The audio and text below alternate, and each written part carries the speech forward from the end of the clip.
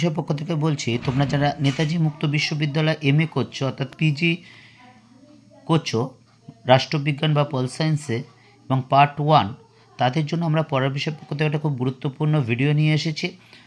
এখন আমরা রাষ্ট্রবিজ্ঞানের সেকেন্ড পেপারে যে সাজেশান, সেই সাজেশানটা দেব। তার আগে তোমরা যেহেতু নেতাজি মুক্ত বিশ্ববিদ্যালয়ে প্রথম পরীক্ষা দিচ্ছ, সেহেতু এর নাম্বার ডিভিশনটা কীরকম বা পরীক্ষার সিস্টেমটা কীরকম, এটা আগে আমরা একটু আলোচনা করে নিই। দেখো, তোমরা হয়তো জানোই এই পিজি এক্সাম রাষ্ট্রবিজ্ঞানের যে দুটো ভাগে হয় নেতাজি মুক্ত বিশ্ববিদ্যালয়। একটা হচ্ছে দেখো অ্যাসাইনমেন্ট, বাঁ দিকে আছে, আর ডান দিকে আছে রিটেন। এই অ্যাসাইনমেন্ট 100 নম্বরের হয়, 20টি প্রশ্ন থাকে, প্রতিটি প্রশ্নের মান 5।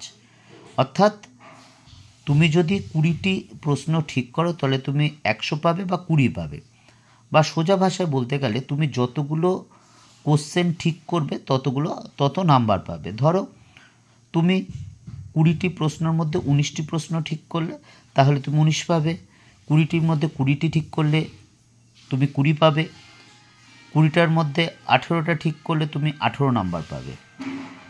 অর্থাৎ এই যে 100র মধ্যে এই যে যতগুলো ঠিক করবে একটা একটা করে তুমি তত নাম্বার পাবে অ্যাসাইনমেন্টে।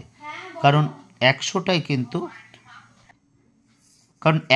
কিন্তু 20% হয়ে যাবে। এবার রিটেন দেখো, রিটেন তোমরা 100 নম্বরের পরীক্ষা দেবে, কিন্তু 100 নম্বরের মধ্যে যা পাবে তার 80% যোগ হবে।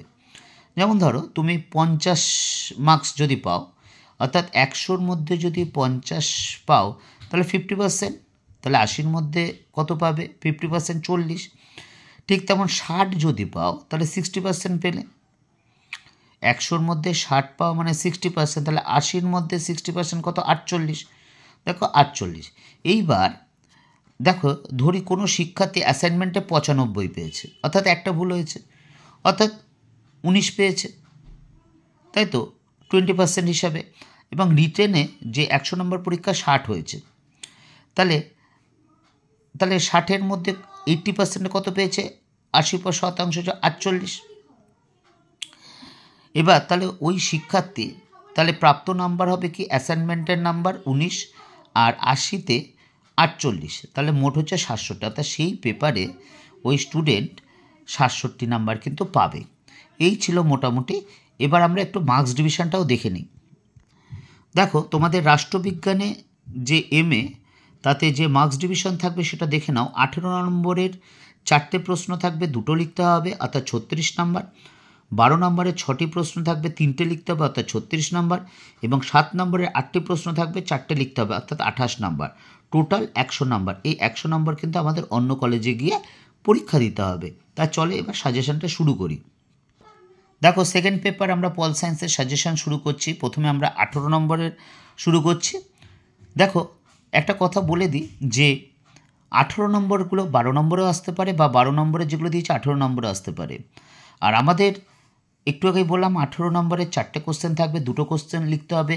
আমাদের পড়ার বিষয়ের পক্ষ থেকে প্রথম লক্ষ্য হচ্ছে যে 18 নম্বরে 2টো প্রশ্ন লিখতে হবে, সেই 2টো মিনিমাম কমন আনার চেষ্টা করা।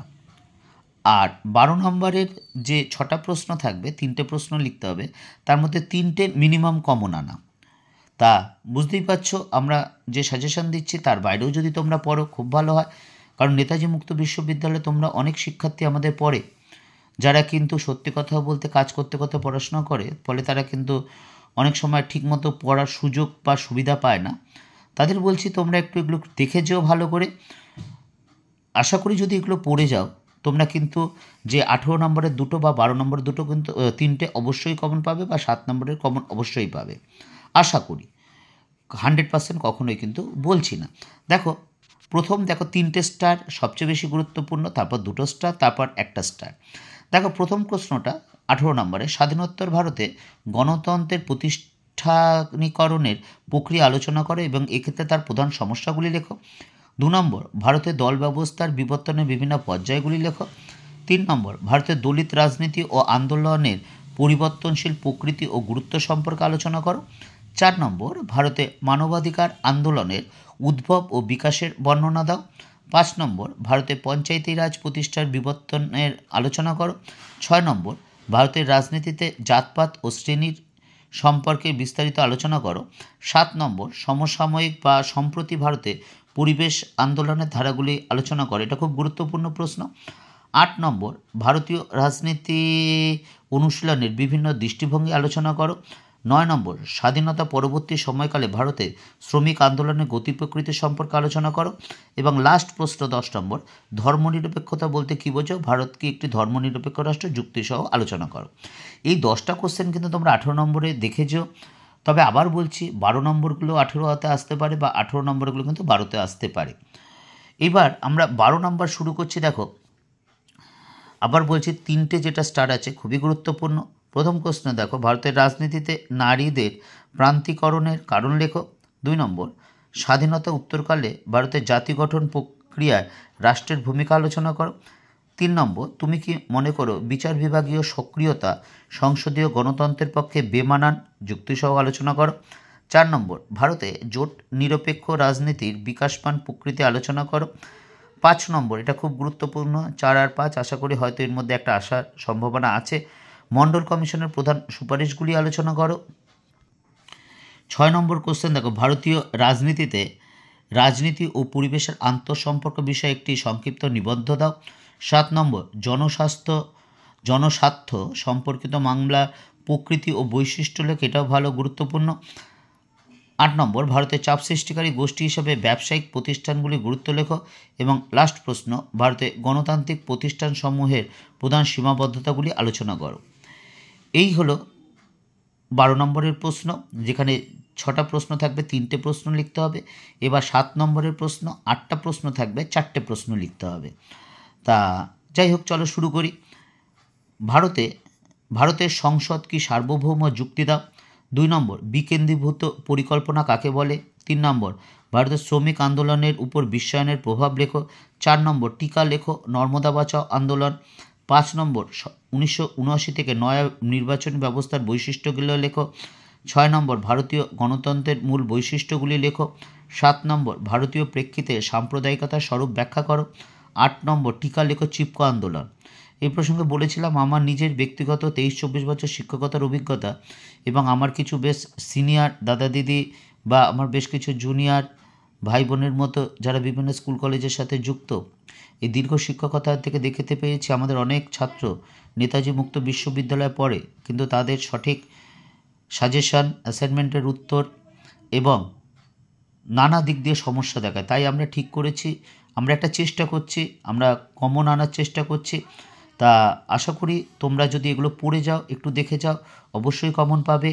আর দ্বিতীয়ত, তোমাদের এই পড়তে পড়তে কী করা যায় বা কী পড়লে ভালো হয়, অর্থাৎ কেরিয়ার ওরিয়েন্টেশন যেটা আমরা বলি, সেটা যদি তোমরা দেখো, দেখো নিচে নামিয়ে যাচ্ছে, তোমরা কিন্তু খাতায় লিখে নেবে। তা তোমরা যদি মনে করো আমাদের জানিও, আমরা আমাদের যারা এই বিষয়ে কেরিয়ার ওরিয়েন্টেশন যারা আছেন, বিভিন্ন স্কুল কলেজ যারা শিক্ষক শিক্ষিকা বা কেরিয়ার ওরিয়েন্টেশন বিষয়ে, তাদের সাথে আলোচনা করে তোমাদের সমস্যা আশা করি 100% না হলেও 99% কিন্তু অবশ্যই সমাধান করতে পারবো। যদি করতে পারি সেটাই আমাদের ভালো লাগবে। পড়ার বিষয় পক্ষ থেকে এতটুকুই। তোমাদের সামনে অ্যাসাইনমেন্ট আসতে চলেছে, আমরা পড়ার বিষয় পক্ষ থেকে তোমাদের অ্যাসাইনমেন্ট আমাদের এই চ্যানেলের মাধ্যমে দিয়ে দেব, কোনো কিছুর বিনিময় না। ইতিপূর্বে হয়তো তোমরা জানো, ইতিপূর্বে আমরা প্রায় 80টির উপরে অ্যাসাইনমেন্টের উত্তর করে দিয়েছি ইউজি বা বিপিডির, যেটা হয়ে গেল আমরা তোমাদেরও করে দেবো, তবে কোনো কিছুর বিনিময় নয়। হ্যাঁ, একটা দুটো ভুল হয়ে গিয়েছিল, কিন্তু সেটা নিয়ে একটু বিতর্ক আছে বা সমস্যা আছে। যাই হোক, পড়ার বিষয় পক্ষ থেকে এতটুকুই। অগ্রিম শুভেচ্ছা রইল। যদি ভালো লাগে তাহলেই চ্যানেলটি লাইক করবে, সাবস্ক্রাইব করবে, বেল আইকন টিপে রাখবে। আর যদি মনে করো তোমার চ্যানেলটা কোনো উপকার হবে না, সুবিধা পাবে না, তাহলে কিন্তু কখনোই সাবস্ক্রাইব করবে না বা বেল আইকন টিপে রাখবে না। আমরা পরীক্ষার আগে যে অ্যাসাইনমেন্ট, সেই অ্যাসাইনমেন্টও কিন্তু করে দেবো, বা পারলে আরেকটা শেষ মুহূর্তের ফাইনাল সাজেশন কিন্তু আমরা অবশ্যই দেওয়ার চেষ্টা করব। পরের বিষয় পক্ষ থেকে এতটুকুই। অগ্রিম শুভেচ্ছা রইল। সবার পরীক্ষা ভালো হোক, জীবন খুব আনন্দময় হয়ে উঠুক।